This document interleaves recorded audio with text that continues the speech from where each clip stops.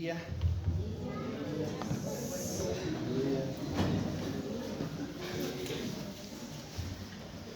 Bueno, qué gozo es estar esta mañana reunidos una vez más, congregarnos, estar juntos, adorando al Señor, teniendo comunión. Gracias. Es una bendición, es un privilegio grande que el Señor nos permite tener.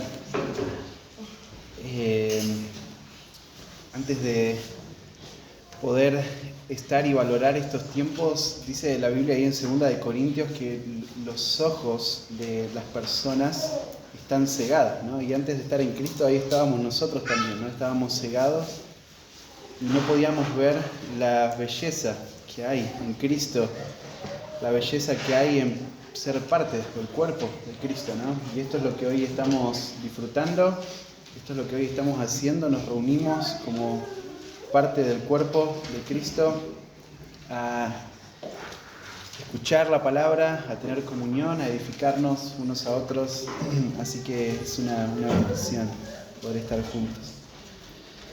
Si tienen sus Biblias, ahí abran en Santiago, capítulo 5. Vamos a estar considerando en esta mañana los versículos del 13 al 18. Ya estamos llegando al final de la carta de Santiago, así que en esta mañana vamos a estar estudiando en cuanto a la oración, ¿no? Y cómo esta tiene un lugar central en la santificación de la iglesia, en la restauración, en la lucha con el pecado. Así que la oración. Y el título del sermón de esta mañana es La oración que revela una fe auténtica. La oración que revela una fe auténtica. Así que vamos a leer el pasaje, y después orar juntos. Dice el versículo 13, ¿está alguno entre vosotros afligido? Haga oración. ¿Está alguno alegre? Cante alabanza. ¿Está alguno enfermo entre vosotros? Llame a los ancianos de la iglesia y oren por él, ungiéndole con aceite en el nombre del Señor. Versículo 15. Y la oración de fe salvará al enfermo, y el Señor lo levantará, y si hubiere cometido pecados, le serán perdonados. Confesaos vuestras ofensas unos a otros, y orad unos por otros para que seáis sanados. La oración eficaz del justo puede mucho.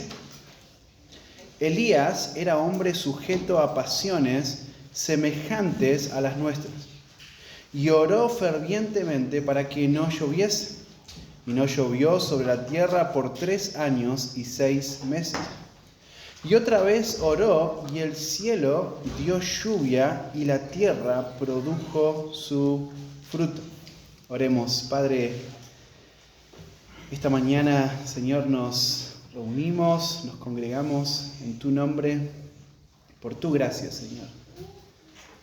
Tú nos salvaste, nos redimiste, tu Espíritu Santo nos introdujo a tu cuerpo, a la iglesia, al cuerpo de Cristo, y hoy podemos disfrutar de estos beneficios espirituales, beneficios eternos, tan grandes, llenos de gracia y misericordia.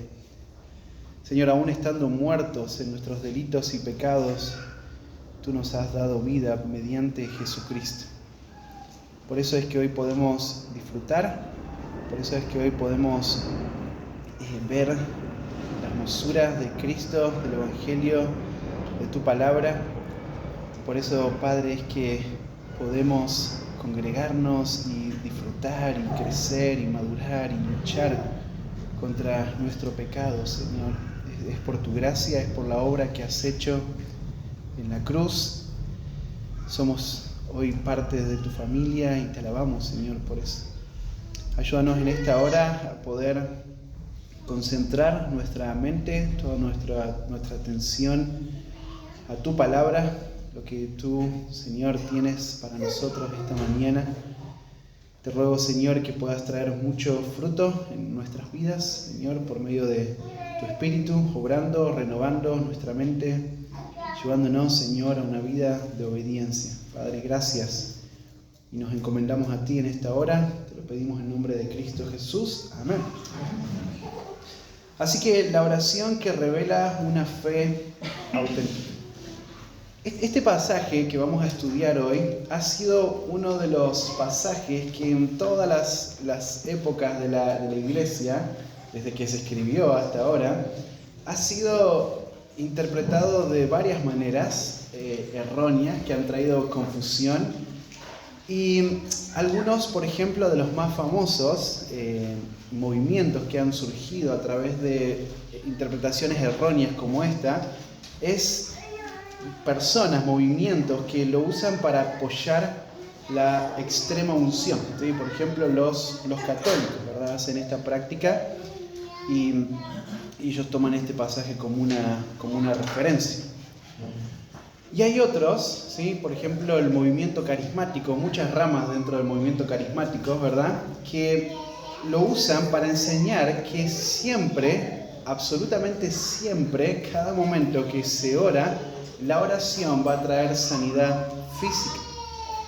Y hay otras prácticas que tienen que ver con movimientos que toman el ungir con aceite como un mandato y lo hacen, ¿sí? Lo practican, ¿sí? Llevan su aceite ahí y oran por las personas y le aplican estas ceremonias con aceite, ¿verdad? Ahora, cuando nosotros miramos este pasaje, recién lo acabamos de leer, cuando nosotros miramos este pasaje, vienen varias preguntas a nuestra mente, ¿verdad? ¿Qué sufrimiento es el que Santiago está mencionando en este párrafo? ¿A qué se refiere? ¿Qué tipo de enfermedad? Aparece la palabra enfermedad. ¿Qué tipo de enfermedad se está refiriendo Santiago? ¿Por qué las oraciones de los ancianos?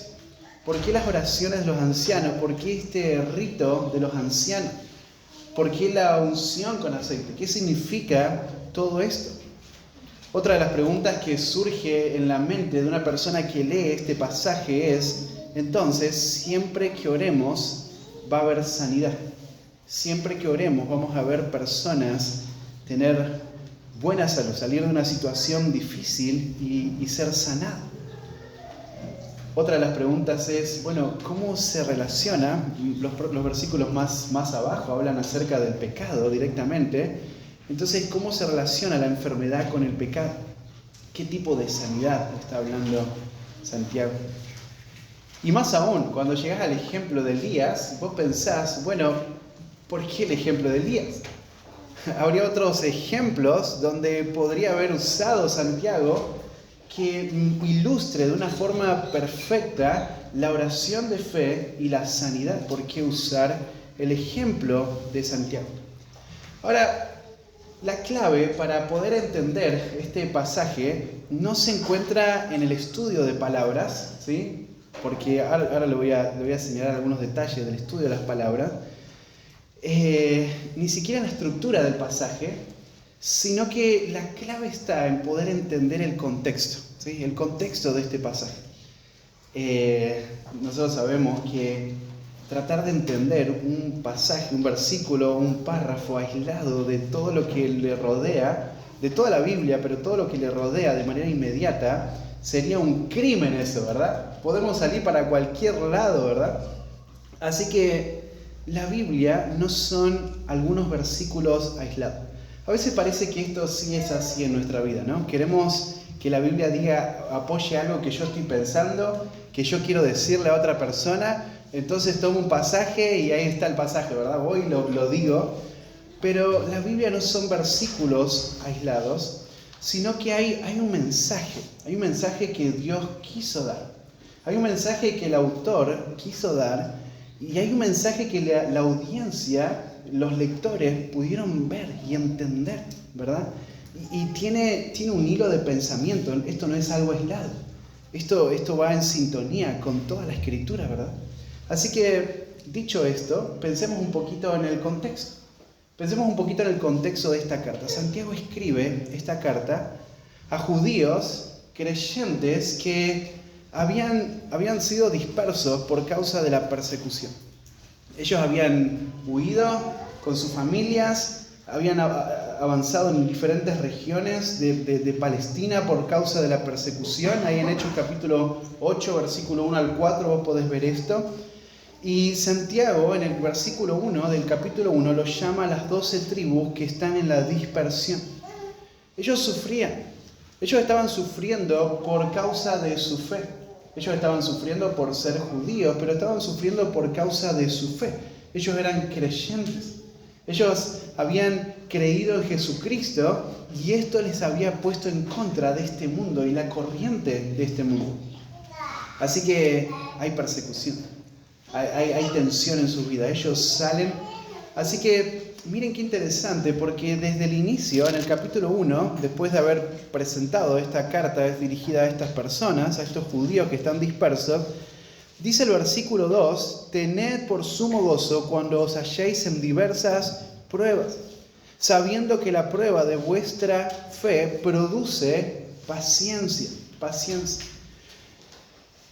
Después de haber dado la introducción, la salutación clásica en una epístola, lo próximo que Santiago va a mencionar es soportar con paciencia la prueba. Qué apropiado es para personas que han perdido todo, por lo cual han trabajado, ¿verdad? Su familia, sus casas, la ciudad, sus raíces, ¿verdad? Sus trabajos, ¿verdad? Todo lo pierden en un momento, ¿verdad? Qué apropiado es para Santiago comenzar animando a estos creyentes a soportar con paciencia la prueba. Ahora, así comienza la epístola de Santiago y así termina.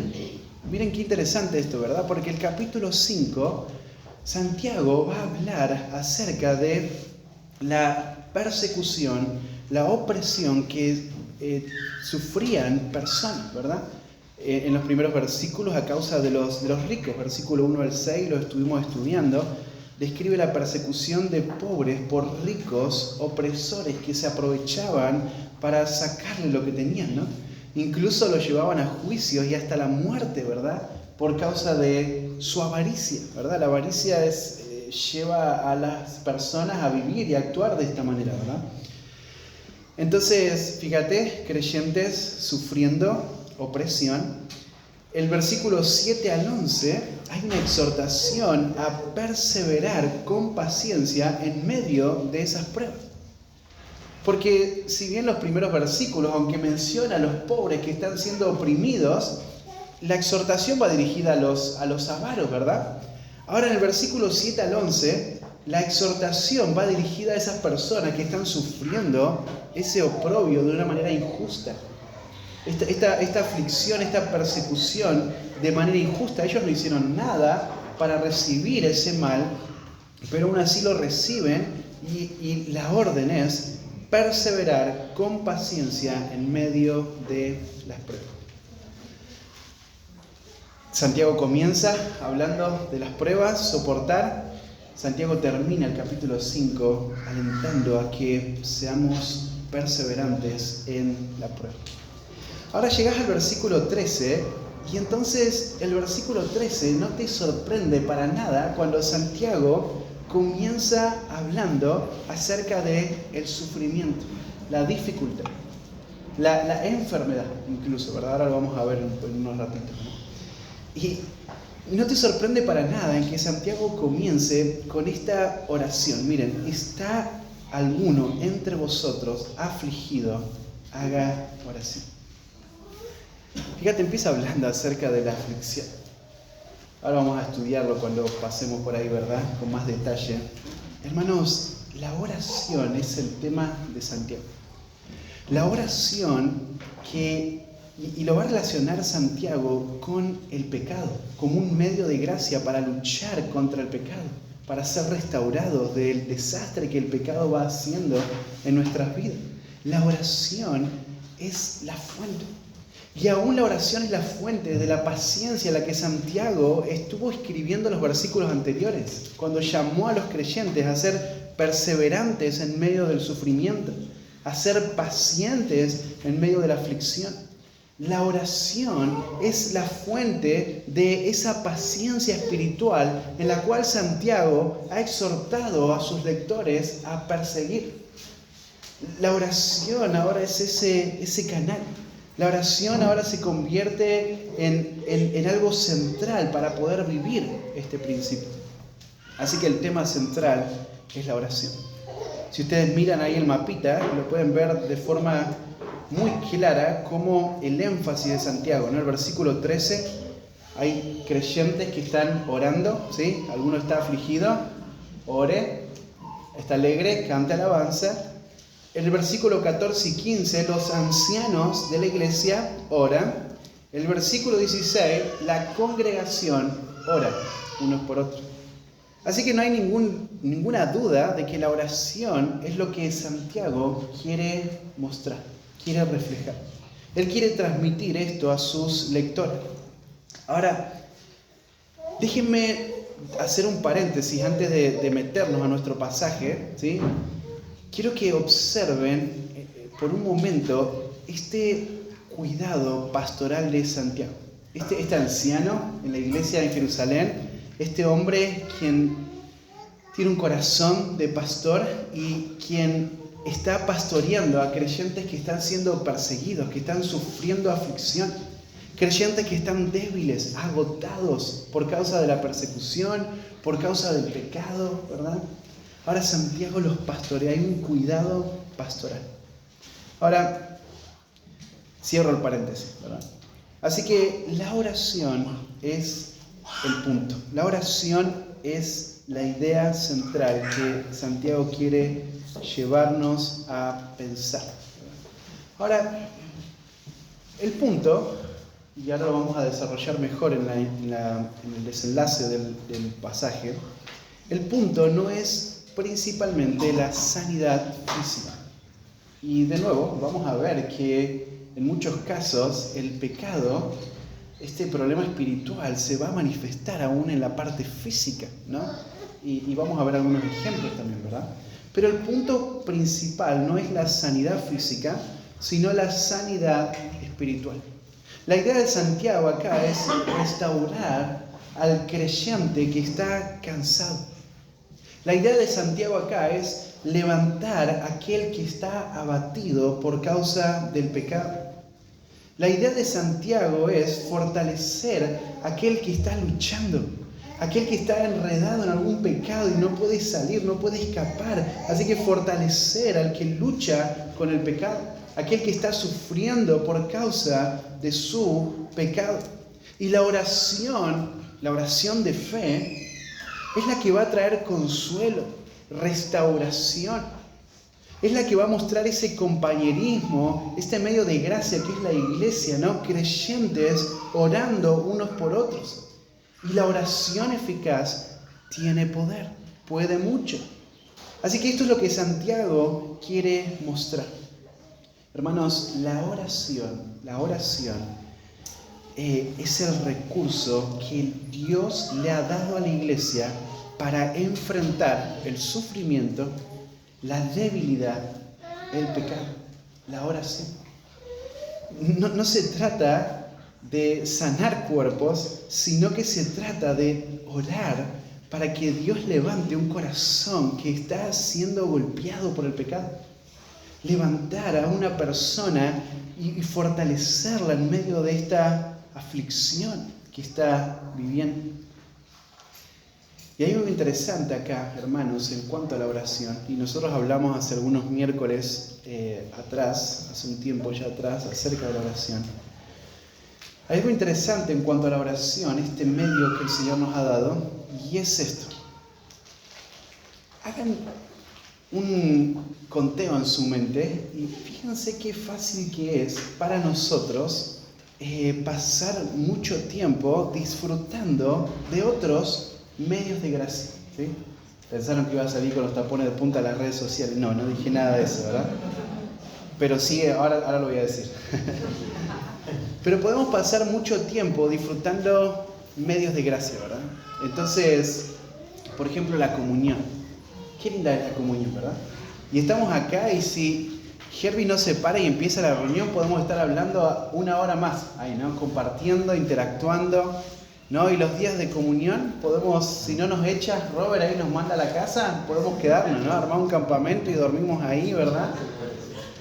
Disfrutamos de la comunión, disfrutamos de interactuar, ¿sí? Vamos a visitar a alguien o alguien viene y ya se te cierran los ojos ya del cansancio, ¿no? Porque disfrutamos la comunión y pasamos muchas horas, ¿no? Y no te das cuenta, porque uno disfruta la comunión. O pensar en la palabra, ¿no? La meditación de la palabra. Vas ahí manejando y vas pensando en lo que leíste esta mañana, ¿no? En lo que escuchaste, la predicación que escuchaste, ¿verdad? Ahora disfrutamos medios de gracia. Los abrazamos. Los cuidamos, los valoramos, le damos tiempo, pero no podemos pasar mucho tiempo orando. Estamos ahí orando unos minutitos y ya te quedaste sin palabras, ¿no? No sabes qué decir, no sabes qué más agregar en tu oración, entonces, bueno, amén, ¿no? Y se terminó ahí, ¿verdad? Y ahí en tu oración no hubo una oración de adoración a Dios, de confesión, de interceder por otros hermanos, por otros creyentes, ¿verdad? De gratitud. Y entonces vos empezás a orar y podés pasar horas orando, ¿no? Cuando vos disfrutás de esto, ¿verdad? Pero podemos pasar mucho tiempo disfrutando otros medios de gracia, pero no podemos pasar mucho tiempo orando. Tal vez ahí en tu casa, ¿verdad? Estás limpiando, estás cortando el pasto, estás podando las plantas o haciendo cualquier actividad, ¿verdad? Aún pensá en el trabajo, ¿no? Estás trabajando y ¿qué es lo que hacemos, no? Nos ponemos el aparatito acá en la oreja, ¿verdad? O en el auto, la radio, ¿eh? Oh, viejo, la radio. Podés escuchar alabanzas por horas, ¿verdad? Estás ahí limpiando la casa, ¿no? Pintando, y ponés música a todo trapo, ¿verdad? Cristiana, obviamente, ¿verdad? Podemos escuchar alabanzas por horas durante el día, todo el día. Haces un viaje, ¿no? De 2-3 horas, vas y volvés escuchando música, ¿verdad? Y no te aburrís, porque hay mucha música para escuchar y cantar. Pero nos cuesta orar unos minutitos, ¿verdad? Nos cuesta hacer lo que el Señor nos manda, ¿no? En 1 Tesalonicenses, ¿no? Orar sin cesar, orar todo el tiempo tener esta actitud de oración. Bueno, y ni hablar del entretenimiento, ¿verdad? Recién hablamos de otros medios de gracia, ¿verdad? Y uno podría decir, bueno, vos estás mencionando eso, pero a mí me cuesta aún eso, ¿verdad? Bueno, ni hablemos entonces del entretenimiento. Podés estar horas mirando una serie, ¿verdad? Termina un capítulo y arranca otro y no te aburrís, no te da sueño, ¿viste? Estás leyendo la Biblia y leíste unos versículos y ya se te empiezan a cerrar los ojos, ¿verdad? Pero ponés una serie y podés estar, y pasa un capítulo y otro, y viste que la serie termina, te da unos segundos y ya arranca el otro capítulo, ¿viste? Y vos dijiste, bueno, me levanto, y ya te enganchaste, ¿viste? Y listo, perdiste, otra hora más, ¿verdad? Podés estar horas mirando la televisión, estados, ¿no? Esto que es tan común, agarrás tu teléfono y lo ves ahí en Facebook, en el WhatsApp, ¿verdad? Y estás viendo uno tras otro. Podés estar horas publicando tonterías en las redes sociales, ¿verdad?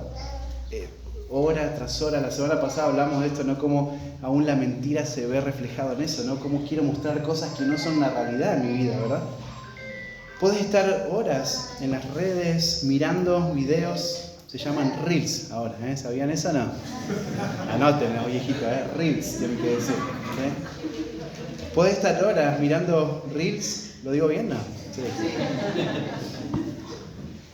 Noticias, deportes, ¿verdad? El clásico ejemplo del partido, ¿no? Son 90 minutos, después hay alargue, hay penales y después está el festejo, si ganás, ¿no? O el lamento, si pierde tu equipo, ¿verdad? Pero no hay problema con eso, ¿verdad? Nos hacemos el tiempo, no nos aburrimos, no nos duerme. Aún comentarios, escuchar comentarios de gente famosa, influyente, los seguimos, los leemos, los escuchamos, pero no podemos pasar tiempo orando. No podemos pasar tiempo orando. Ahora, Santiago está próximo a cerrar su carta y él va a hablar en cuanto a la oración. Él va a hablar y él va a decir que la oración es vital en la vida de un creyente. Él va a mostrar que la oración es la marca de una fe verdadera. La oración es vital en la vida de una persona que profesa fe en Jesucristo. La fe en Jesucristo se manifiesta, hermanos, en cómo oramos. ¿Cuánto tiempo oramos? ¿Cuándo oramos? La fe en Jesucristo se manifiesta en tu vida de oración. Entonces alguien podría estar acá pensando, yo soy un creyente, pero no ora. Y Santiago va a mostrar en este pasaje que la fe verdadera se evidencia en una oración. Una oración de confesión, pero una oración que intercede por otros, que intercede por la vida espiritual de otros. Bueno, en primer lugar, vamos a ver tres puntos, ¿sí? Esta mañana. En primer lugar, versículo 13 al 14 es orar en todo momento. Orar en todo momento.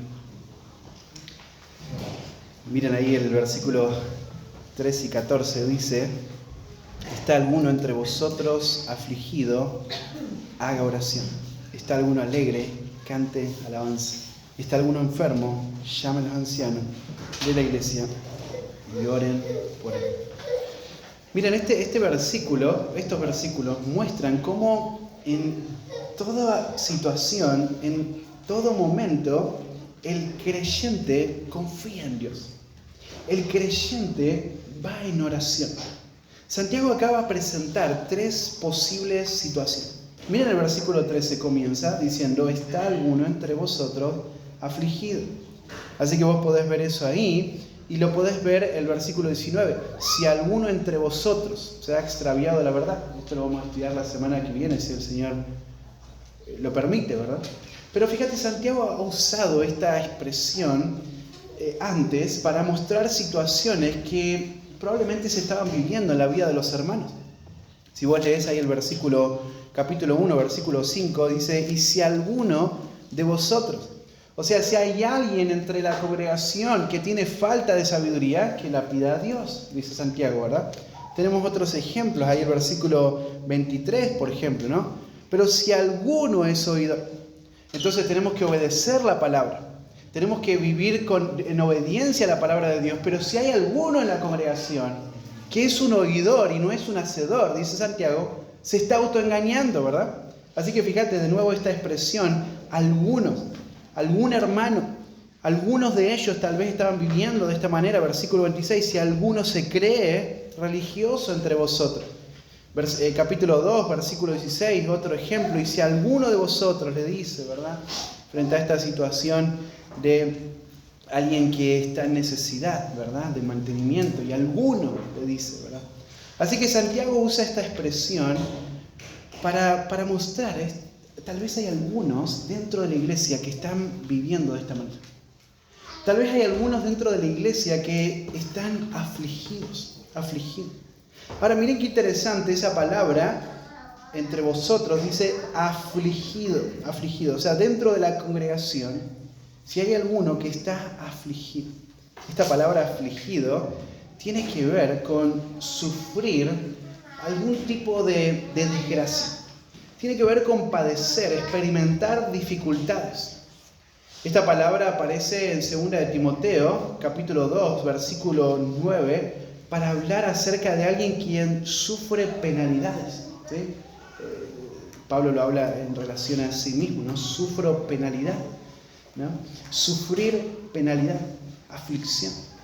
Si lees el versículo 10, es la misma palabrita. Mira el versículo 10, hermanos míos, tomad como ejemplo de aflicción y de paciencia a los profetas que hablaron en nombre del Señor. Así que fíjate, la palabra esta que está acá, que es aflicción, se refiere a una persona que está sufriendo el maltrato de personas. Una persona que está soportando la aflicción que viene de parte de otros, ¿verdad?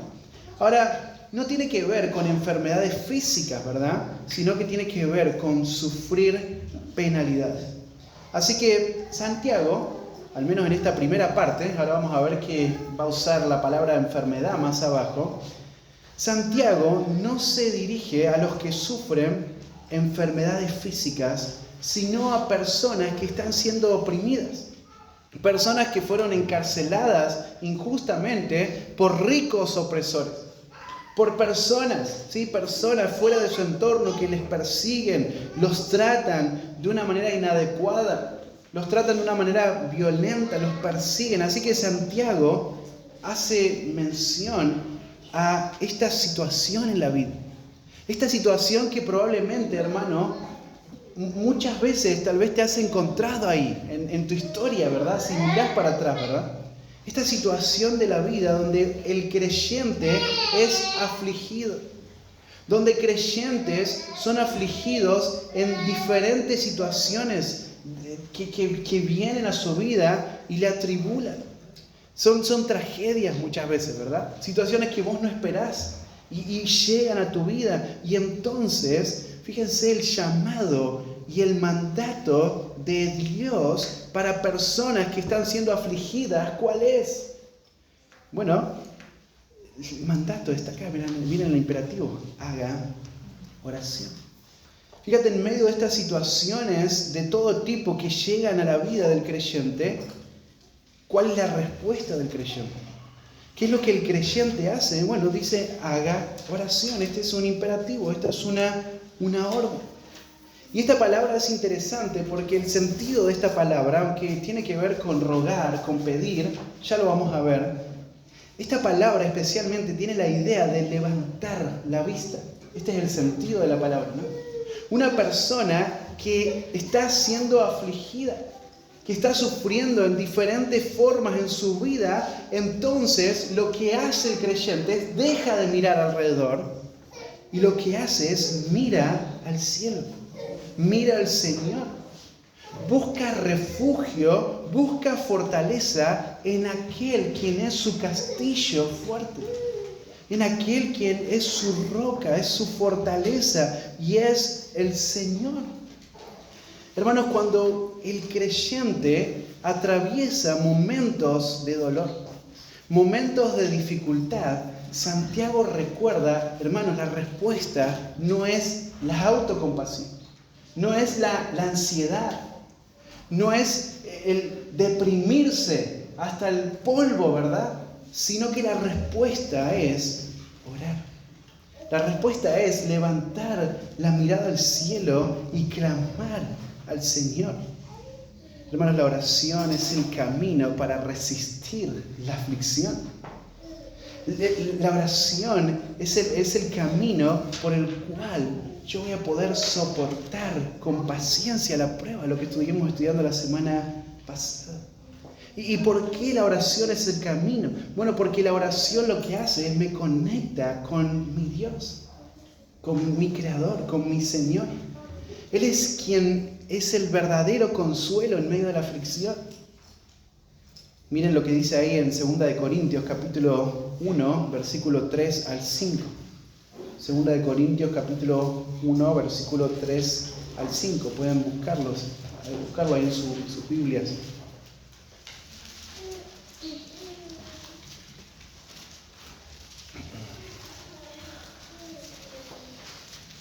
Dice el versículo 3, bendito sea el Dios y Padre de nuestro Señor Jesucristo, Padre de misericordias y Dios de toda consolación, el cual nos consuela en todas nuestras tribulaciones, para que podamos también nosotros consolar a los que están en cualquier tribulación, por medio de la consolación con que nosotros somos consolados por Dios.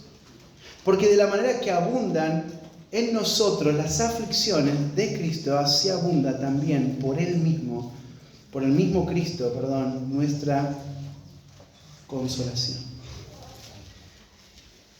De nuevo, hermanos, Santiago nos muestra acá, ¿no?, que aún en medio del dolor, El creyente debe elevar su mirada al cielo y buscar en oración a Dios, quien es el que da el verdadero consuelo en medio de la aflicción.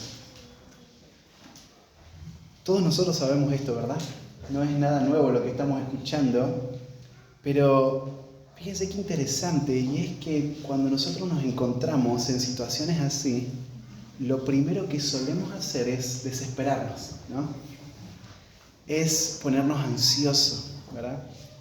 Es enseguida empezar a buscar en la sabiduría humana.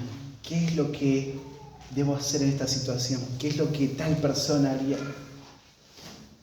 Incluso hoy en la actualidad, ¿no? Se busca esta solución en profesionales. Vamos a hablar de eso más adelante, ¿verdad?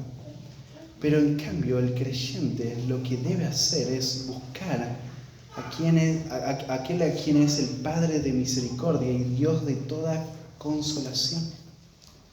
Santiago anima al creyente a confiar en el Señor en medio de la aflicción.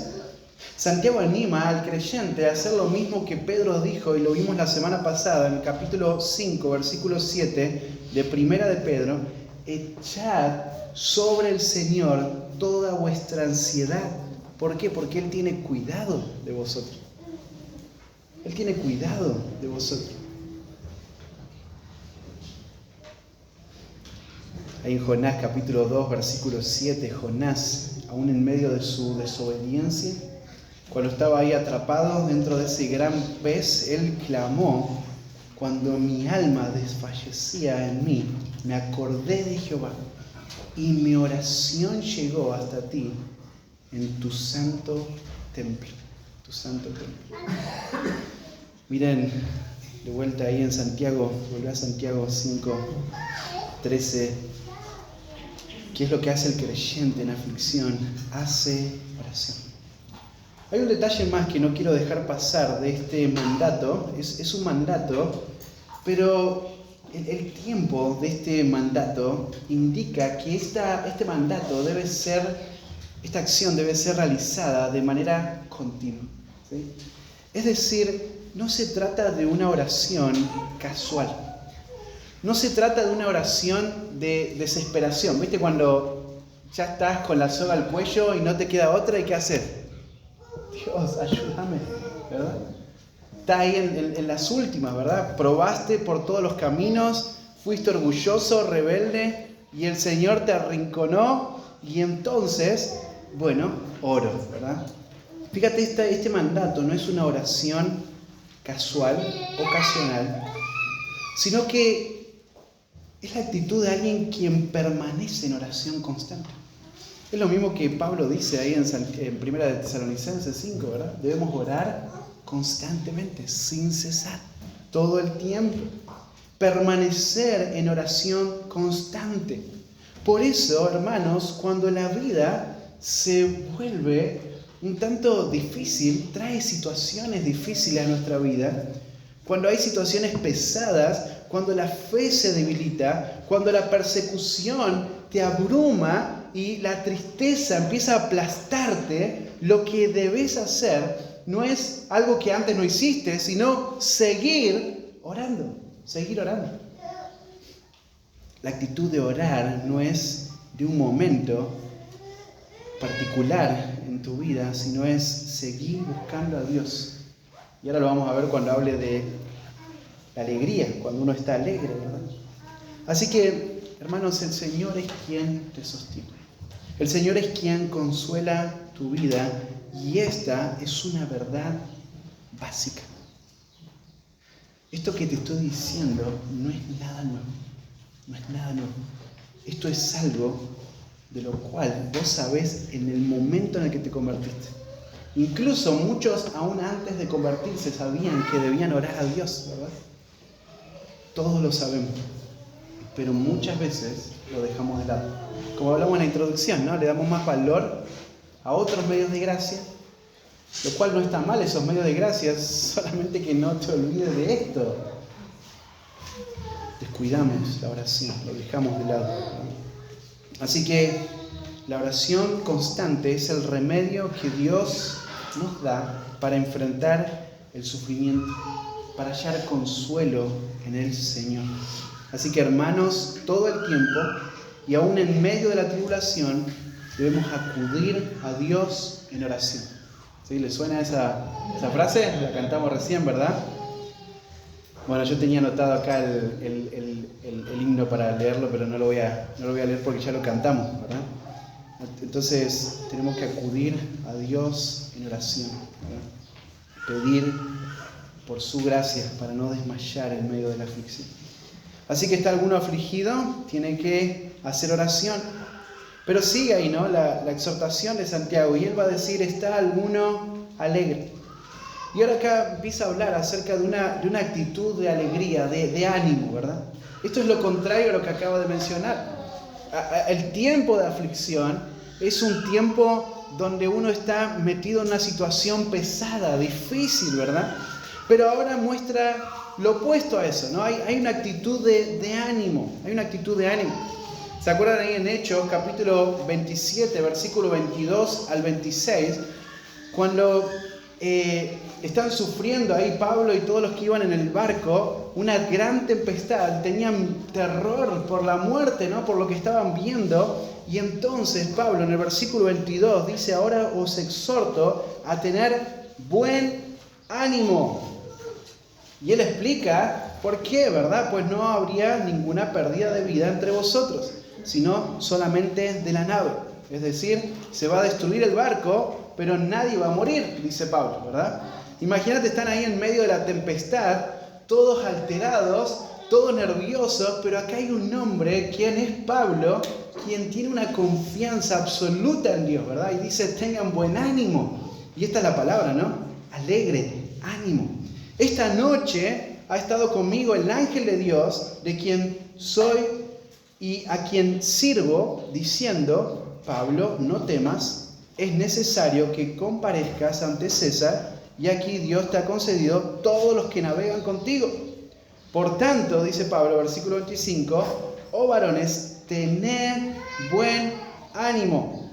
Y miren la frase que sigue, de vuelta ahí, tened buen ánimo. Pero miren, porque yo confío en Dios, que será así como me ha dicho, Vamos a hablar de esta actitud de confianza en Dios enseguida, ¿verdad? Porque aún en la aflicción y aún en estos tiempos de buen ánimo, la confianza en Dios es lo que nos hace mantenernos ahí, ¿verdad? Y que nuestro corazón no se desvíe. Entonces, fíjense, dice ahí el pasaje, ¿está alguno entre vosotros con esta actitud de alegría, de ánimo?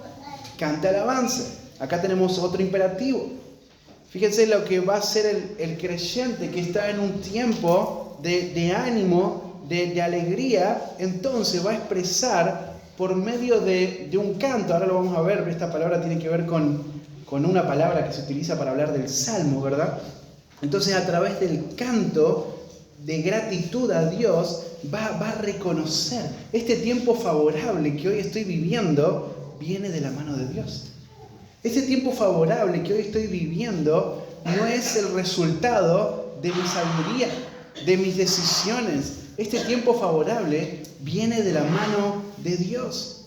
Fíjate, esta palabra cante alabanza, esta forma de la palabra cante alabanza se deriva de una palabra que se traduce como salmo, ¿verdad? Y aparece ahí en varios pasajes, Hechos 13:33, 1 Corintios 14:26, Efesios 5:19, ¿verdad?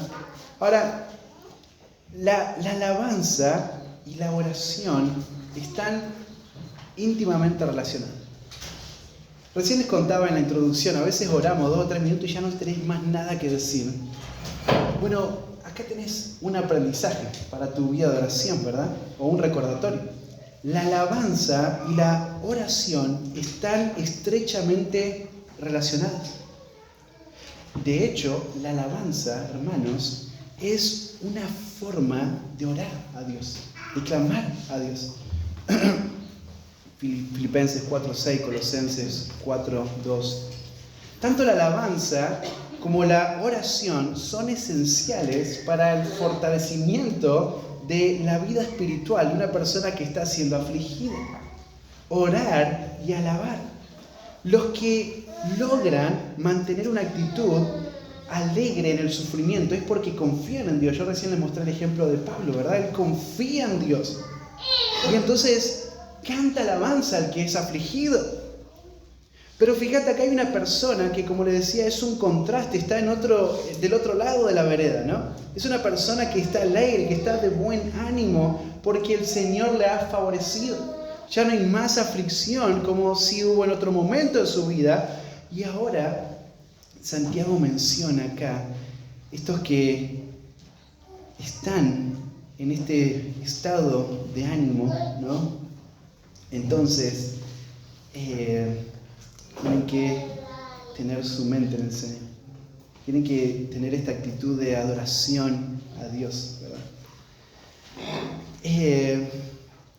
En tiempos de aflicción es muy, les decía recién, fácil acudir al Señor, ¿no? Porque es como que te acorrala y no te queda otra, ¿verdad? Y entonces clamás a Dios, clamás al Señor. Pero qué difícil que es cuando las cosas van bien, ¿no? Cuando el Señor te favorece, cuando el Señor te bendice con buena salud y vos ya no te importa, ¿verdad? Antes cuando estabas con mala salud tenías cuidados, ahora el Señor trae buena salud, bueno, no te importa, ¿verdad? Usás tu cuerpo como quieras, comés lo que quieras, cuando quieras, y no hay ningún cuidado, ¿verdad? Te pongo el ejemplo del cuerpo, podría haber otros ejemplos, ¿verdad? Qué difícil que es en tiempos donde las cosas van bien recordar al Señor, recordar su palabra, someterme a su palabra. Pero miren, hermanos, el mandato de Santiago a los creyentes es en toda situación. En toda situación, ya sea que estás en aflicción o ya sea que son tiempos de paz, de quietud, de prosperidad. En toda situación, en todo momento, el creyente ora. El creyente ora. Cuando las cosas van mal, cuando las cosas van bien, reconocemos. ¿Y qué reconocemos? En la aflicción y en la alegría, ¿qué reconocemos? Toda buena dádiva y todo don perfecto desciende de lo alto, del Padre de las luces. Esto es lo que recordamos, hermanos, ¿no? Que toda la bondad viene de Dios, el Padre de las luces. Esta es su bondad que se derrama en nosotros. Se derrama no porque lo merecemos, no porque hay algo especial en nosotros, sino porque Él es el Dios de misericordia y de toda consolación. Él es de quien desciende toda buena dádiva, ¿verdad? Es el Señor. Así que cuando estamos en aflicción, oramos. Cuando hay tiempos de alegría, de ánimo, alabamos al Señor. Alabamos al Señor. Así que en todo tiempo, en todo momento, oramos al Señor. Miren el versículo 14. Dice el versículo 14, ¿está alguno enfermo entre vosotros? Bueno, acá tenemos la parte que fue peor interpretada. Hasta ahora vamos de 10, ¿verdad? De taquito, claro el pasaje, ¿verdad? Pero acá es donde llegamos a la parte más debatida ¿sí? de este pasaje. A primera vista, cuando vos lees este pasaje, dice, ¿está alguno de vosotros enfermo? ¿Está alguno enfermo entre vosotros? A primera vista, parece que Santiago está enseñando acerca de creyentes que están enfermos físicamente, deben esperar sanidad de parte de los ancianos de la iglesia. Deben esperar sanidad de parte de la oración de los ancianos, ¿verdad?, de la iglesia. Pero esta interpretación, de vuelta, no tiene ninguna armonía con el contexto. El contexto viene hablando de creyentes que están siendo abatidos, ¿sí? Afligidos, y que si no tienen estas verdades en su mente, esto los va a llevar al pecado. Esto los va a llevar a estar desanimados, debilitados espiritualmente, ¿verdad? Así que este sufrimiento, esta aflicción y aún esta enfermedad no tiene que ver con una enfermedad física, sino con un debilitamiento. Miren la palabra enfermo. ¿Está alguno enfermo? Esta palabra, la traducción literalmente es sufrir debilitamiento, ¿sí? Alguien quien está débil. Y esta palabra es una palabra intercambiable. Puede ser usada para hablar acerca de la parte física, como también puede ser usada para hablar de la parte espiritual. Y hay muchos pasajes, no le voy a dar todas las citas ahora, pero pueden ustedes buscarlo ahí en sus libros de estudio, ¿verdad? Pero el contexto es quien aclara a qué se refiere esta palabra, como pasa también en otros casos en la Biblia, ¿verdad? El contexto aclara el significado de esta palabra, como lo vimos en la introducción, ¿verdad? Que hablamos de que tiene que ver con una debilidad espiritual. Pero la palabra significa esto, ¿no? Sufrir debilitamiento, alguien débil, alguien quien está en esta situación, ¿no? De debilidad y en este contexto espiritual. Miren, algunos pasajes, tomen nota, no lo vamos a buscar, solo lo voy a leer alguno, pero, por ejemplo, esta palabrita se utiliza unas 14 o 15 veces en el Nuevo Testamento para referirse acerca de debilidad emocional o espiritual, ¿sí? Hechos 20:35, Romanos 4:19, Romanos 8:3, Romanos 14:1 y 2, 1 de Corintios 8:11 al 12, 2 de Corintios 11:21, etc. ¿Sí? Entonces, dice Santiago, lee conmigo ahora de nuevo esta frase, dice, ¿está alguno enfermo entre vosotros? O sea, ¿está alguno debilitado? ¿Está alguno fatigado? Esta podría ser la traducción también, ¿no? Cansado. Entonces, fíjate, se refiere a aquellos que por causa del sufrimiento, pensaron en su contexto, ¿no? Están sufriendo. Y Santiago les habló de que se mantengan perseverantes, pacientes, esperen la venida del Señor. Y ahora les dice, están afligidos, hagan oración a Dios, Él es quien les va a consolar en medio de la prueba. Y entonces con eso en mente, pensá, Santiago les dice a los débiles, que si está alguno débil entre vosotros. Fíjate, estos son los que por causa del sufrimiento se han debilitado. Son los que por causa del sufrimiento han sufrido derrotas en la batalla, en la guerra espiritual. Son los que por causa de la aflicción constante han perdido la capacidad de soportar con paciencia el sufrimiento. Y ustedes saben, ¿no? Ustedes han pasado situaciones difíciles, ¿no? Ustedes han sido puestos a prueba en este punto también, ¿verdad? Y ustedes saben que no es fácil en medio del sufrimiento esperar con paciencia la venida del Señor. Y ustedes saben que no es fácil en medio del sufrimiento perseverar. No, es muy fácil caer en la queja. ¿Por qué a mí? ¿Verdad? Es muy fácil caer en la autocompasión. Pobre de mí, mírenme, soy la víctima. ¿Verdad? Es muy fácil caer en la ansiedad y en todo tipo de pecados, ¿verdad? Que podrían llevarnos aún a pensar en el orgullo, la murmuración, y etcétera, ¿verdad? Ahora, fíjate, los debilitados son aquellos que en medio del sufrimiento van cediendo, van perdiendo la capacidad de soportar con paciencia. Son los creyentes espirituales que van siendo derrotados en sus luchas contra el pecado. Son cristianos que están exhaustos, que están agotados. Son cristianos que están deprimidos, han estado ahí mucho tiempo, se han aislado del cuerpo. Ahora vamos a ver lo vital que es la vida del cuerpo para evitar esto, ¿verdad? Pero se han aislado del cuerpo y están deprimidos, derrotados. Y aún estas personas que son espirituales, que no están cómodas en esta situación, pero fue tanta la presión que están ahí sin fuerza. Estas personas quieren recurrir a Dios en oración, pero aún han perdido la motivación para hacerlo.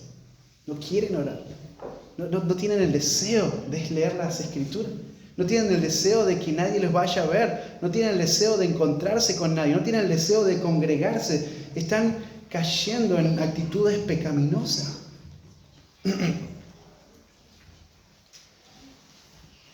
Ellos no pueden orar de manera eficaz, como lo va a decir más adelante, por sí mismos, ¿no? Porque están en esta condición de debilidad espiritual.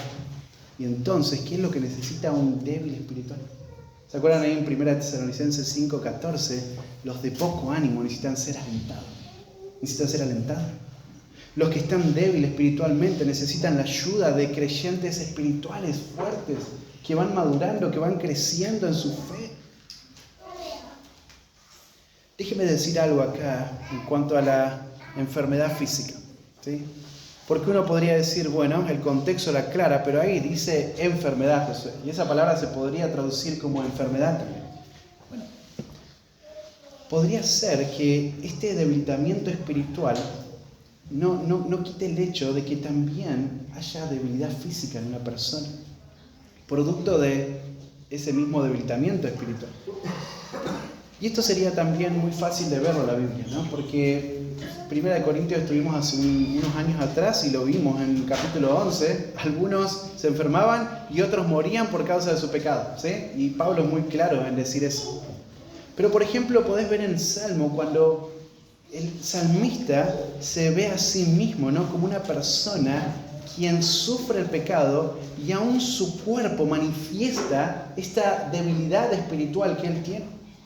Si vos lees el Salmo capítulo 31, versículos 9 y 10, dice: ten misericordia de mí, oh Jehová, porque estoy en angustia. Está débil espiritualmente. Fíjate, se han consumido de tristeza mis ojos, mi alma también. ¿Y qué dice ahí? Y mi cuerpo.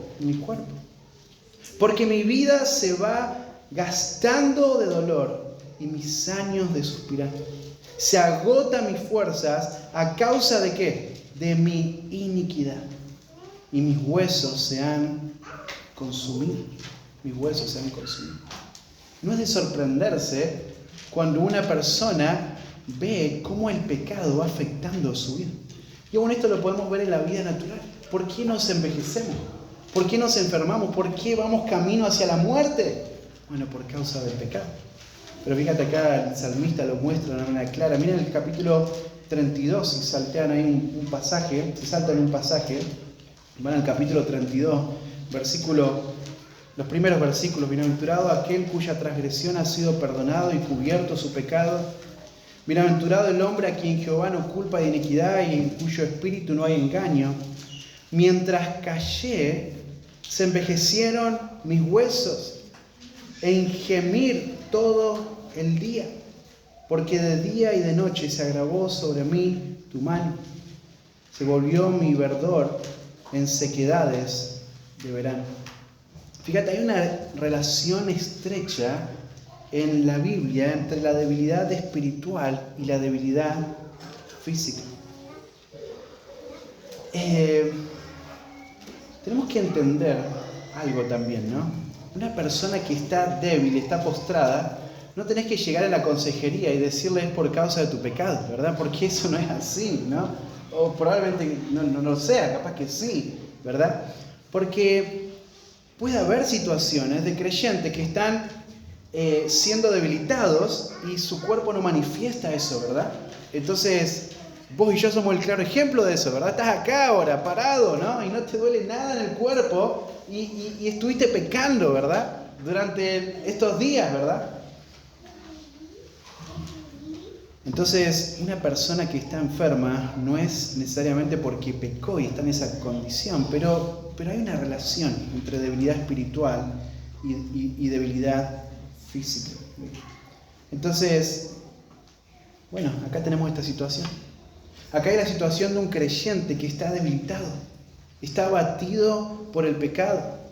Un creyente que está cayendo una y otra vez y llega al punto donde está agotado, se está hundiendo en la culpa, porque él está como Pablo en el capítulo 7, ¿no? Hace lo que no quiere y lo que quiere no hace, ¿verdad? Está hundido en la culpa, en la desesperación, tiene falta de esperanza, está débil. ¿Qué hacemos frente a esta situación?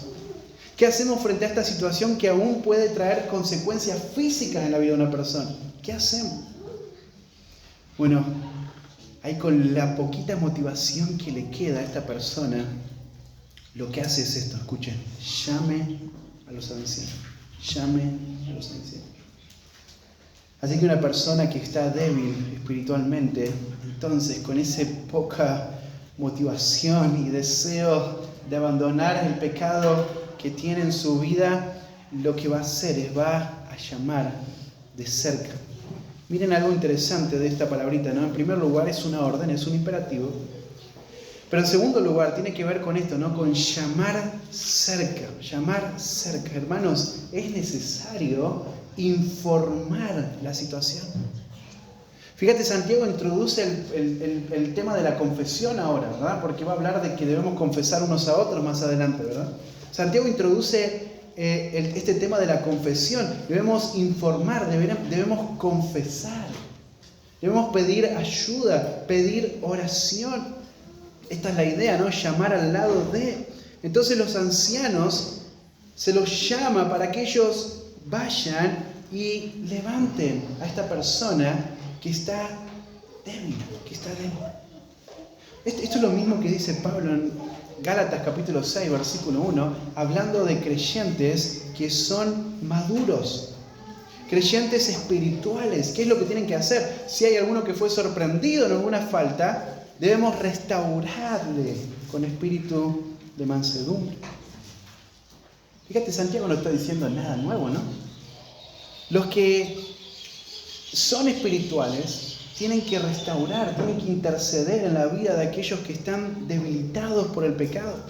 Así que un creyente cansado, quebrantado, tiene que correr a buscar a los pastores creyentes maduros, quienes van a interceder por ellos, quienes van a pedir a Dios fuerzas espirituales para esta persona que está debilitada por el pecado. Déjeme hacer un paréntesis acá también. Esta es la primera carta del Nuevo Testamento, ¿sí? Y fíjense qué interesante lo que señala acá, ¿no? El liderazgo de ancianos. Este es el modelo de una iglesia sana. No es una persona, es un grupo, es un liderazgo colectivo. Es un liderazgo colectivo. Este es el patrón, esta es la enseñanza bíblica. Así es como se debe ver una iglesia sana, ¿verdad? Con un liderazgo de ancianos. Así que una persona que está abatida, que está afligida, que está en esta situación de desánimo, llama a los ancianos. Llama cerca, los ancianos están ahí. No es una llamada por teléfono. Hay situaciones, ¿verdad? A veces donde son urgentes y es la llamada, ¿verdad? Y es la oración tal vez a través del teléfono, ¿verdad? Pero la palabra ahí es llamar cerca a los ancianos. ¿Y qué es lo que hacen? Fíjate, y oren por él. Miren, llamen, imperativo, una orden, oren, acá tenés otra orden. Los ancianos son llamados para orar por este hermano. ¿Por qué? Porque este hermano está debilitado. Este hermano está abatido. ¿Ustedes recuerdan en Hechos capítulo 6, versículo 4? Los apóstoles habían entendido esto. Los apóstoles habían entendido esto con mucha claridad. Ellos sabían cuáles eran sus prioridades. Nosotros tenemos que dedicarnos, tenemos que persistir en la oración y en la palabra, dice los apóstoles ahí, ¿verdad? Ellos sabían que la verdadera fuerza de la iglesia no estaba en su propia fuerza, en su propia capacidad, en su propia sabiduría, sino en la oración y en la palabra. En la oración y en la palabra. Fíjense qué interesante, porque hoy en la actualidad, creyentes débiles, creyentes abatidos, ¿saben qué? Son enviados a profesionales. Ellos son los que saben, ¿verdad? Ellos son los que estudiaron. Ellos son los que están preparados para tratar temas difíciles, ¿verdad? Ellos son los que pueden traer buenas palabras, ¿verdad? Y se los manda ahí, ¿no? Y tal vez la sabiduría del mundo a veces hasta te seduce, te enreda, ¿viste? Y te hace ver como eso, como, wow, mira qué sabio lo que dijo, ¿verdad? Qué triste, ¿no? No hay oración. Es la oración lo que va a levantar a una persona debilitada. Y es la palabra, lo vimos también en el capítulo 1 de Santiago, ¿no? Cuando él habló de la palabra como este instrumento por el cual Dios va a salvar, Dios va a llevar a la santidad al creyente, ¿verdad? No hay oración, no está la palabra, no está la vida del cuerpo ahí interactuando, lo que va a decir más adelante, ¿verdad? Ahora, aquellos que que están debilitados espiritualmente, que han sido abatidos espiritualmente, no tienen que escuchar la sabiduría del mundo. Van a ser más y más hundidos en sus pecados. Ellos van a ser levantados por el poder de Dios. Por el poder de Dios mediante la oración, mediante la palabra, mediante la oración, es lo que dice este pasaje. Mediante la oración de hombres maduros, de hombres santos, hombres justos. Ahora lo vamos a ver en unos momentos, ¿no? Así que creyentes cansados, desanimados, creyentes que están ahí luchando, buscando alguna solución en este mundo, hermanos, no es la solución, no es la solución, la oración es la solución. La oración es lo que Dios nos manda hacer. Así que no es buscar la solución en el mundo, ni siquiera en la familia, en los familiares, ¿verdad? A veces la relación con la familia es fuerte, ¿verdad? Es fuerte. Y ha sido así toda tu vida. Entonces vas y buscas a un hermano. Es incrédulo. Es un hombre inmaduro. Vas y buscas la solución en los padres. Son incrédulos, son inmaduros, ¿verdad? No está la solución ahí. No pueden ellos darle fortaleza espiritual. Deben acudir a hermanos maduros en la fe. Que acompañen, que oren, que le ayuden a encontrar las fuerzas en el Señor. Así que acá está la verdadera ayuda para un creyente abatido. No está en el mundo, no está en la sabiduría del mundo, no está en tus propias fuerzas, está en la oración. Está en la oración del pueblo de Dios, en la oración de creyentes maduros que lo van a llevar a Cristo. Así que hermanos, en medio de la debilidad, es una orden, llamen a los hombres maduros para que vengan cerca ahora. Y la pregunta que surge, ¿no?, cuando vos estás leyendo este pasaje, ¿no?, ¿cuántas veces hemos callado en medio de estas situaciones, ¿no?, de debilidad? ¿Cuántas veces metemos excusas absurdas, ¿no?, que lo único que hacen es tratan de preservar una imagen, ¿verdad? No, hay tantas cosas para hacer. Seguro están tan ocupados esos hombres que voy a estar molestándole con estas pequeñeces, ¿verdad? Hermanos, ¿cuántas veces hemos callado en medio de estas situaciones, ¿verdad? ¿Y qué es lo que va a hacer eso? Te va a hundir más en la debilidad. Tenemos que acudir a otros buscando ayuda. Así que, hermanos, el mandato no es sanar, el mandato es orar. El mandato no es ungir. Fíjate, ahora va a hablar acerca de este ungir. El mandato no es ungir, el mandato es orar. Llamar y orar. ¿Sí? Y orar por este hermano.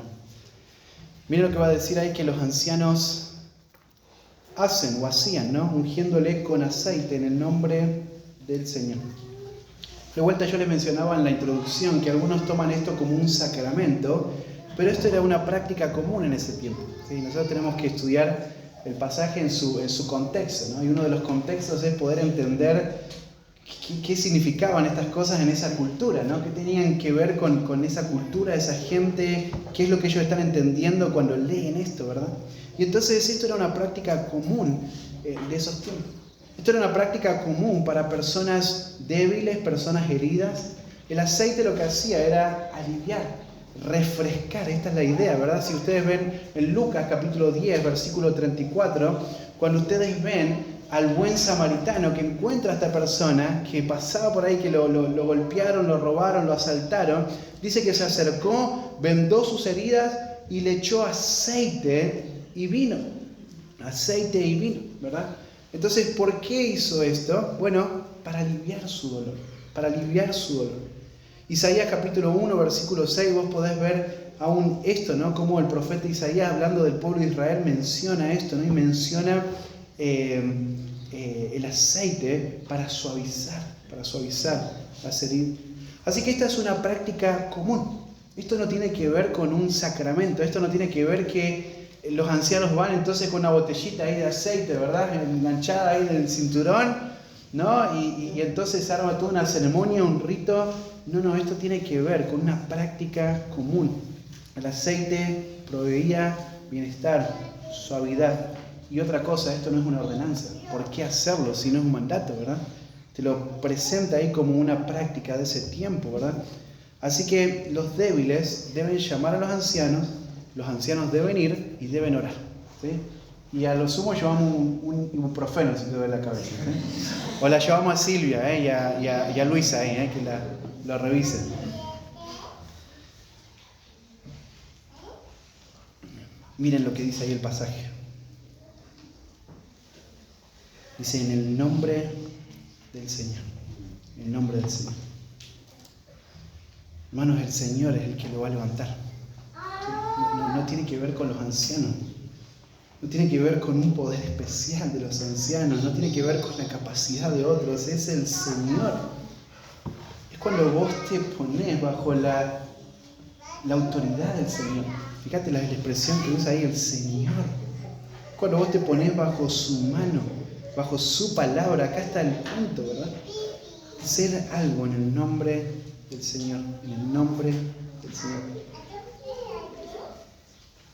Orar en el nombre del Señor es pedir lo que el Señor pediría, lo que el Señor desea, ¿verdad? Es ministrar en el nombre de Cristo, ¿no? Anoten ahí una referencia, Juan 14, 13 y 14. Que tenemos que ver esto. Tenemos este principio también. Bueno, tenemos que avanzar. Tengo algunas implicaciones para este punto, pero lo di al final, ¿sí? Acudan a los ancianos para que ellos clamen a Dios. Así que oramos, alabamos, llamamos a los ancianos y hay oración. Hay oración. Miren la oración en todo momento. Primer punto, la oración para restauración o orar para restaurar, ¿verdad?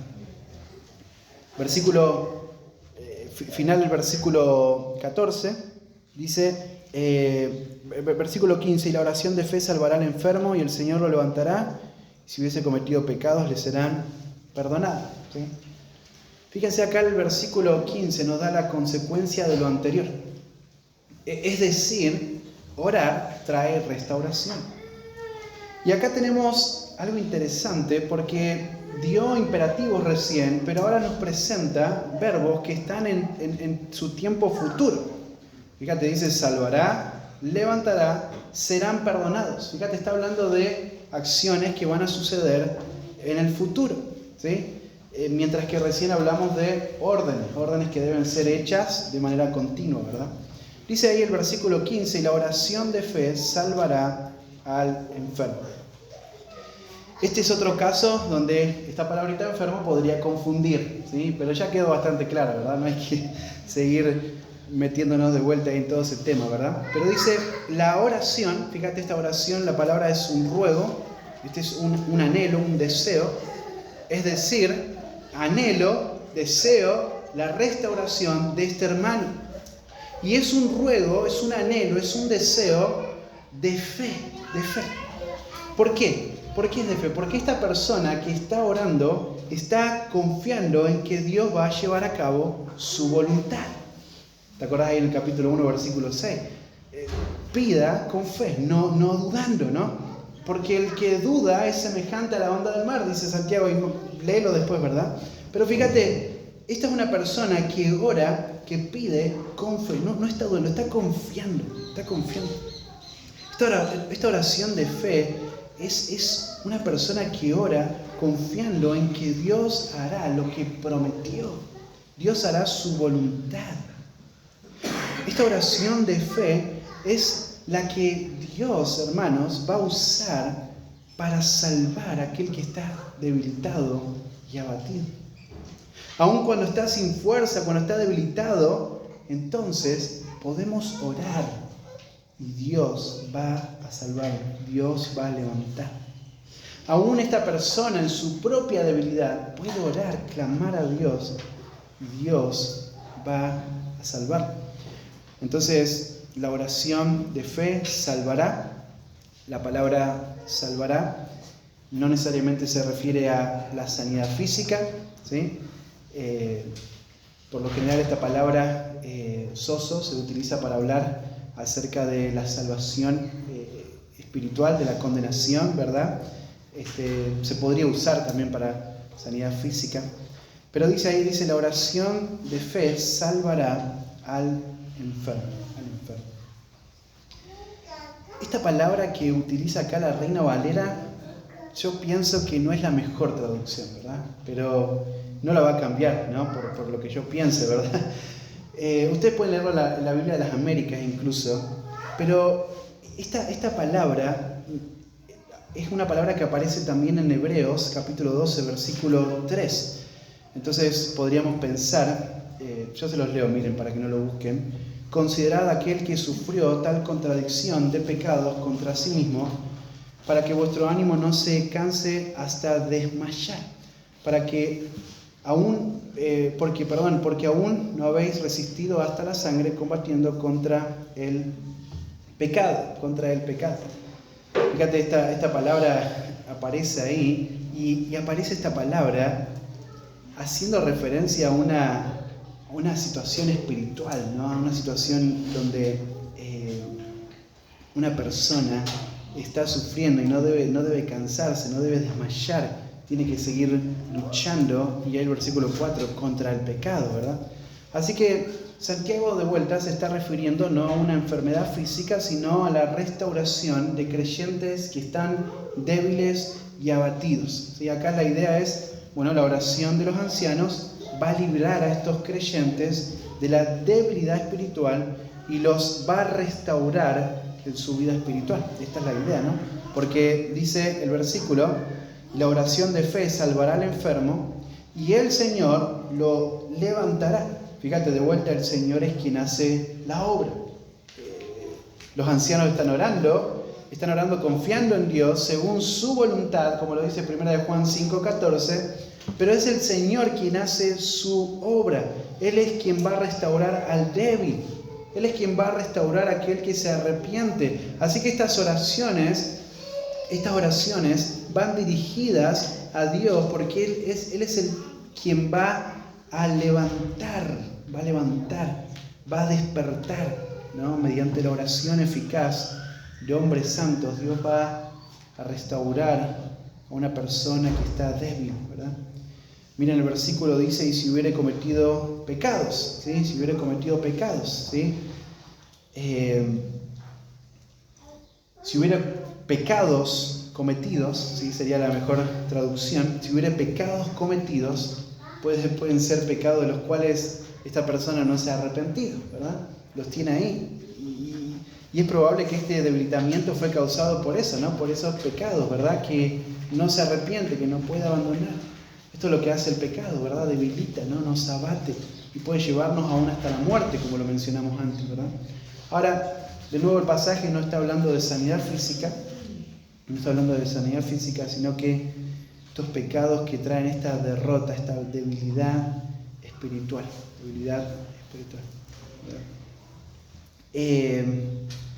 Si hubiere cometido pecados, les serán perdonados. Cuando hay pecado en la vida de una persona, el perdón de Dios está en el arrepentimiento, ¿verdad? Confesar a Dios los pecados y recibir su perdón. Salmo 32:5 dice: mi pecado te declaré. El salmista David dice esto, ¿no? Mi pecado te declaré y no encubrí mi iniquidad. Dije: confesaré mis transgresiones a Jehová, y tú perdonaste la maldad de mi pecado. Miren, el salmista confiesa, clama a Dios por perdón, y entonces Dios le perdona la maldad de su pecado. Ahí en Proverbio 28:13, Salomón, el sabio, también menciona, ¿no? El que encubre sus pecados no prosperará, mas el que confiesa y se aparta alcanzará misericordia. Y 1 Juan 1:9, si confesamos nuestros pecados, Él es fiel y justo para perdonar nuestros pecados y limpiarnos de toda maldad. Así que si hubiere cometido pecados, les serán perdonados, ¿verdad? Porque esta es una oración de restauración. Acá hay arrepentimiento, acá hay esta actitud. Dios está obrando, Dios está levantando a esta persona débil. Así que el pecado que ha debilitado espiritualmente a este creyente, Dios promete perdón cuando hay oración, cuando hay confesión cuando hay arrepentimiento, por lo que rodea el pasaje también, ¿verdad? Así que, miren, los hombres maduros tienen un papel importante. Ellos pueden alentar a los creyentes en esa situación a confesar, a reconocer sus pecados, a orar juntos para que Él pueda recibir esta restauración, ¿verdad? Así que esto es un aspecto esencial en el ministerio, ¿no? Entonces, este pasaje trata de la restauración espiritual. Y el remedio, la confesión, la oración, el arrepentimiento, el perdón de Dios, ¿no? Que viene a través de esta oración de los líderes, ¿verdad?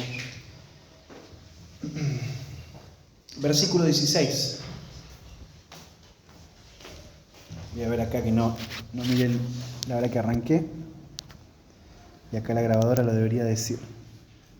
No lo veo. Bueno, creo que voy como 30 minutos, así que estamos bien. ¿No?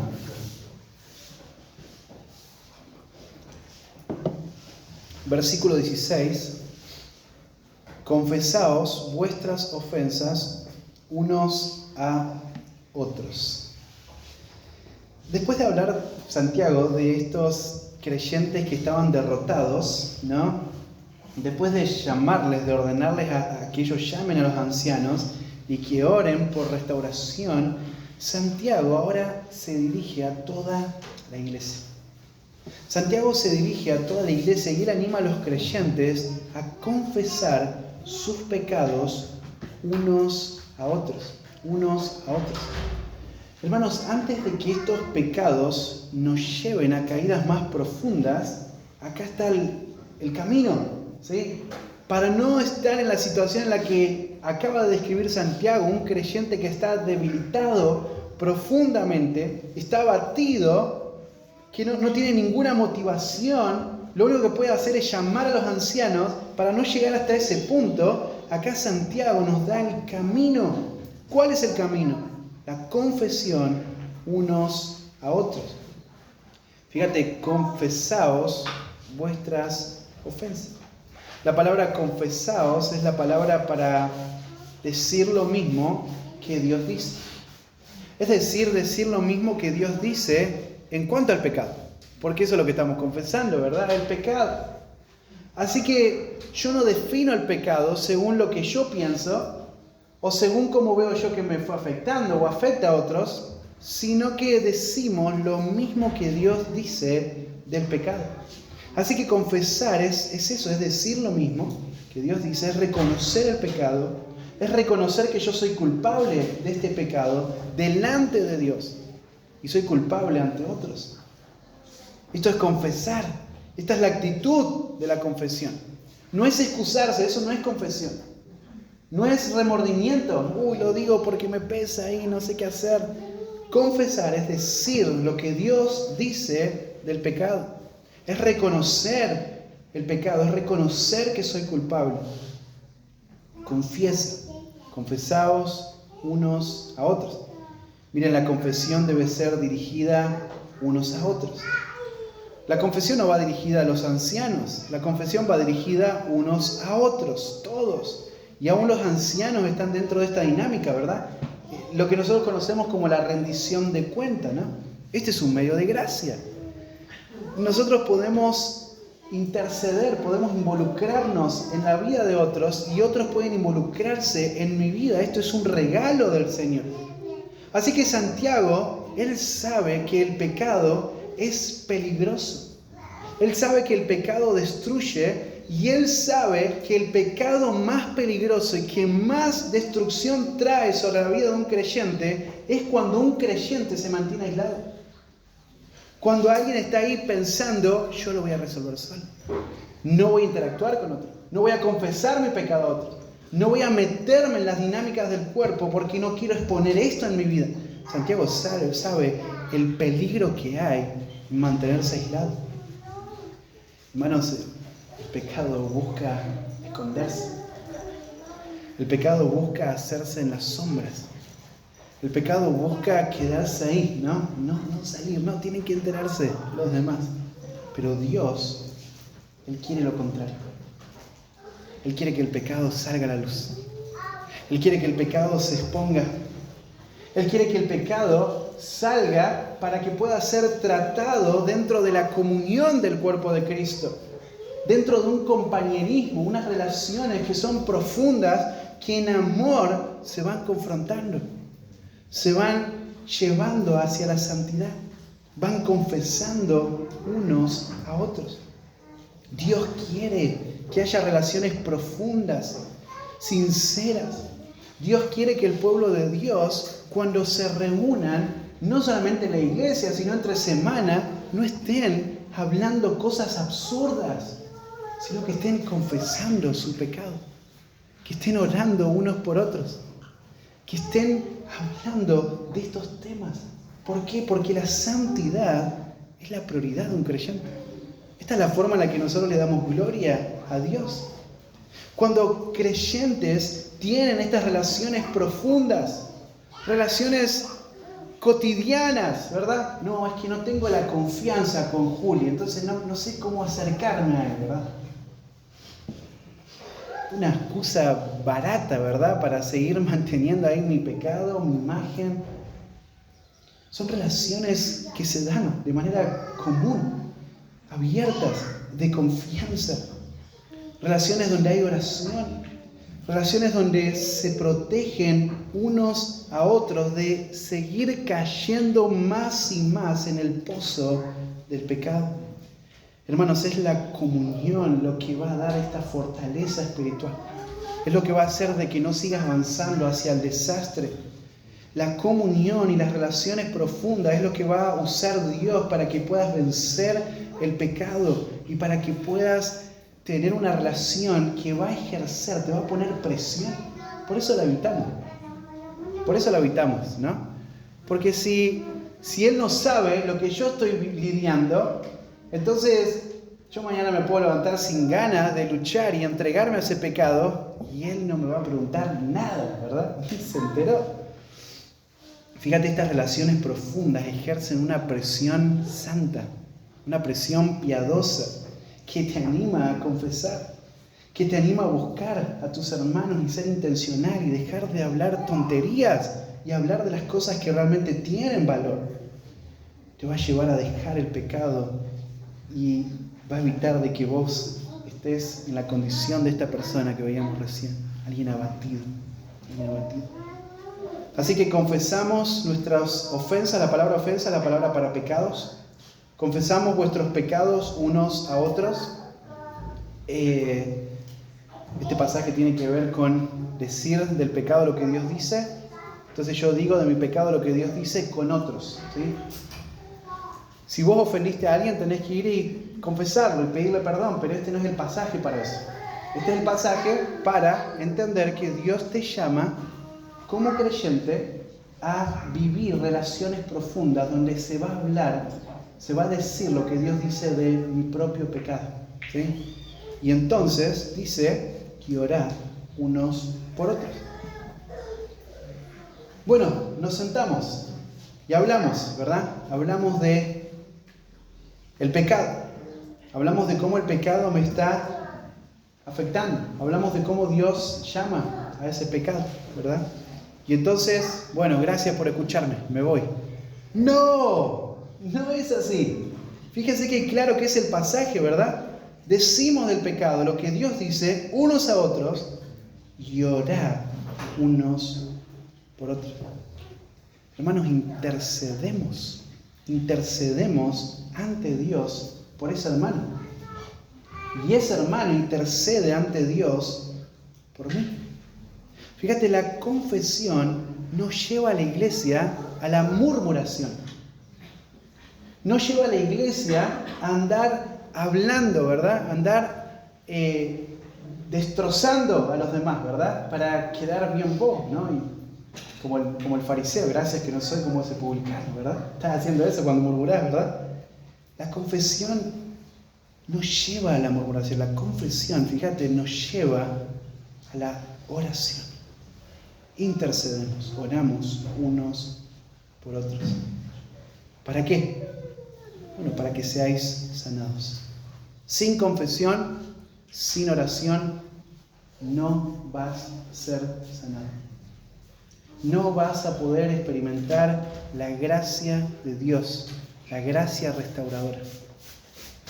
No vas a poder experimentar en tu vida la gracia de poder vivir para el Señor, para sus propósitos, de poder vivir el gozo de una vida en santidad, para que seáis sanados. De vuelta, el que encubre su pecado no va a prosperar, mas el que confiesa y se aparta alcanza misericordia. Así que el propósito de esta oración en comunión, en compañerismo, esta oración que tiene confesión, es para que los creyentes sean sanados, es para que haya restauración espiritual. Así que Santiago nos muestra acá en este pasaje cómo la confesión mutua y la oración mutua es lo que Dios va a usar para traer restauración espiritual. Vas a poder vivir una verdadera vida de santidad profunda cuando tus relaciones apuntan a esto: la confesión y la oración, la restauración. Y de vuelta, esto te protege de caer en el pecado. ¿Sí? Así que si tu meta en esta vida es la gloria de Dios, y vos entendés que la gloria de Dios es a través de vidas santas, entonces esto es a lo que te vas a dedicar toda tu vida. Bueno, avanzamos. Ahí tenía otras implicaciones por ahí, pero lo paso al punto 3. En tercer lugar, y ya terminamos, vimos que debemos orar en todo momento, vimos que debemos orar para restaurar, y ahora tengo una hora más porque está lloviendo y no se pueden ir, así que hasta que pare de llover le doy. Ora con eficacia. Versículos 17 y 18. Ora con eficacia. Dice el versículo 17. Leamos ahí la parte final del 16. La oración eficaz del justo puede mucho.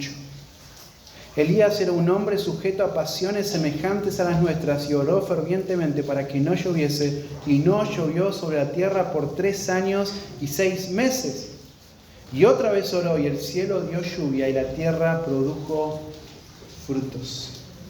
Ora con eficacia. Miren la expresión ahí al final del versículo 16. Dice: la oración eficaz del justo puede mucho. De vuelta, el énfasis en este pasaje es en la oración. Pero acá el énfasis de esta frase que habla acerca de la oración está puesto en el poder de la oración. Puede mucho. La oración del justo mucho puede. Así podríamos traducirlo, ¿no? Puede mucho. La oración es la súplica por alguien. Ahora, esta súplica es eficaz. Esta súplica obra, actúa, opera. Esta es la idea, ¿verdad? Esta palabra acá, energeo, es la palabra en la que se deriva después para hablar acerca de la energía, ¿verdad? Así que Santiago dice que la oración del justo, y ahora vamos a ver quiénes son esos justos, puede mucho. Es decir, hermanos, la oración de una persona justa, ya vamos a ver, la oración de una persona que con fe, confiando en el Señor, una oración sincera, no una oración hipócrita. Esta oración tiene gran poder. Esta oración puede mucho. Una oración débil muestra un corazón débil, una vida débil. Pero una oración ferviente de un creyente justo es capaz de ser usada por Dios para restaurar. Puede ser usada por Dios para sacar a alguien del pozo que estará abatido, para levantar a un hermano que está espiritualmente cansado. La oración eficaz del justo. ¿Quién es el justo? Bueno, es quien vive de esta manera. Es aquel quien mira su pecado y lo confiesa y se arrepiente y llama a los ancianos. Pero es una persona que evita llegar hasta ese punto y vive una vida de confesión, una vida de arrepentimiento, de oración. Vive en relaciones profundas que no le permiten avanzar hasta lo más profundo del pecado. Él lucha con su pecado. Por eso es que Él es justo. No es perfecto, pero Él está comprometido con la santidad. La oración eficaz de hombres y mujeres santos. La oración eficaz de hombres y mujeres santos tiene poder. La oración que proviene de alguien justo es poderosa. Es poderosa. Así que Santiago ahora nos va a mostrar un ejemplo de cómo esta oración de un hombre justo, no perfecto, pero un hombre justo, tiene poder. Es la que Dios va a usar para obrar con poder. Ya terminamos. Mira el versículo 17. Elías era un hombre sujeto a pasiones semejantes a las nuestras. Los lectores de Santiago, todos conocen la historia de Elías. Y yo espero que todos ustedes también la conozcan, ¿verdad? Pero Elías no era un superhombre. Elías era un hombre común. Era un hombre que estaba sujeto a pasiones semejantes a la nuestra, dice Santiago. Elías era un hombre débil, como vos y como yo. Elías, aunque él era un profeta y fue usado por Dios de una manera poderosa, era un hombre que, por ejemplo, Primera de Reyes 17:11, tenía hambre. Capítulo 19, versículo 3, tenía miedo. El 19 también va a hablar de cómo este miedo lo llevó a la depresión. Una depresión profunda. Sin embargo, este hombre justo, este hombre quien tenía un compromiso con Dios, quien temía a Dios, un hombre santo, cuando oró con fervor, cuando oró de una manera eficaz, este hombre, entonces Dios hizo cosas sorprendentes. Y está lloviendo acá, ¿no? Y te recuerda la historia, ¿verdad? Porque por 3 años y medio no llovió. Y luego él volvió a orar. Una oración eficaz, un hombre justo, y esa oración pudo mucho. Volvió a orar y la lluvia cayó y la tierra dio gran fruto. Gran fruto. Así que él oró, dice el pasaje, fervientemente para que no lloviese. Así que él oró confiando en Dios. Una oración de fe, pero es la oración de un hombre santo, quien confía en Dios. Y esa confianza en Dios le llevó aún a confrontar con los profetas y aún a exhortar al pueblo de Israel de una manera dura, ¿verdad? Pero él lo hizo porque confiaba en Dios. Pero él lo oró fervientemente, confiando en Dios, y no llovió. Y luego oró otra vez y el cielo dio lluvia. Primera de Reyes 18, pueden leer el relato, ¿verdad? Y la tierra produjo su fruto. Miren cómo Santiago termina este párrafo, este tema, usando la historia, usando esta imagen, ¿no?, de este hombre común. Este hombre sujeto a pasiones semejantes a las nuestras. ¿Te das cuenta? El justo no es un superhombre. El justo no es un hombre que tiene todo resuelto en su vida. No. El justo es un hombre que tiene un compromiso con la santidad. Y que cuando peca se arrepienta, confiesa. Este hombre común oró y Dios movió su mano. Dios movió su mano. Este argumento también de Elías nos ayuda a pensar en que si hubiera sido sanidad física, entonces podría haber dado otros ejemplos de milagro de sanidad, ¿verdad? Pero hermanos, el enfoque de Santiago es la oración que restaura. El enfoque de Santiago es mostrar cómo la oración de hombres justos va a ser usada por Dios para restaurar espiritualmente, para traer fortaleza en alguien quien está abatido por el pecado. La oración ferviente de hombres y mujeres santos tiene poder para traer restauración espiritual. Dios usa la intercesión de los justos para levantar a los abatidos y para derramar las bendiciones sobre su pueblo, traer fruto, mucho fruto, como una lluvia que cae sobre una tierra seca. Y así, hermanos, Dios va a orar en medio de su iglesia, cuando hay una iglesia quien ora. Creyentes quienes van a orar en santidad, pidiendo por la restauración del pueblo de Dios. Hermanos, de vuelta, Dios obra de acuerdo con su palabra. La oración del justo tiene poder para mover la mano de Dios cuando esta oración va dirigida a la restauración. Cuando esta oración va dirigida hacia el arrepentimiento de creyentes que están abatidos por el pecado. Hermanos, no descuidemos la oración. No descuidemos la oración. No cesemos de orar por el pecado, para que el Señor nos dé gracia, para que podamos abandonar el pecado, para que el pecado no gane terreno, ventaja en nuestras vidas. La oración, hermanos, la oración. Así que para terminar, la oración es el pulso de una fe viva. La oración no es un recurso ocasional, de un momento, sino que es el estilo de vida de un creyente verdadero, quien confía en el Señor, quien busca restauración, porque esta es su meta, la santidad. Y esta persona experimenta el poder de Dios en su propia vida y en la vida de sus hermanos. Hermano Santiago nos recuerda, esta es la oración.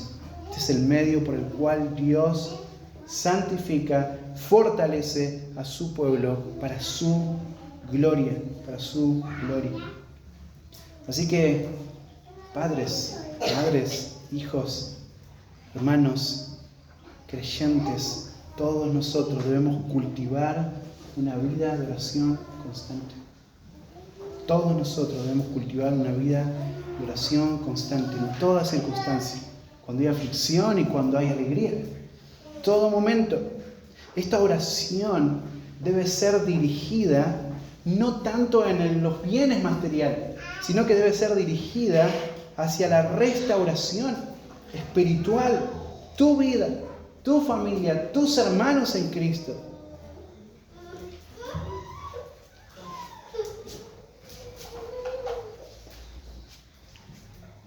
¿En qué momentos, preguntitas para terminar, en qué momentos de mi vida suelo olvidar acudir a Dios en oración?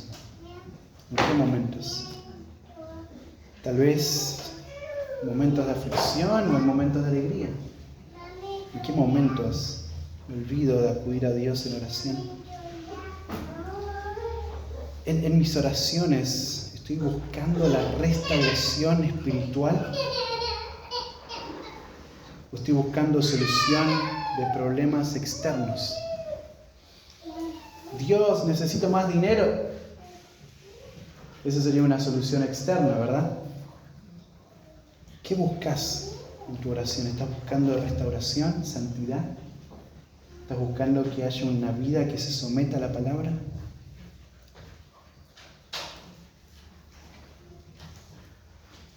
¿Cómo puedo no solo vivir relaciones profundas que hablamos en el versículo 16, pero cómo puedo fomentar la confesión, la intercesión mutua en la congregación?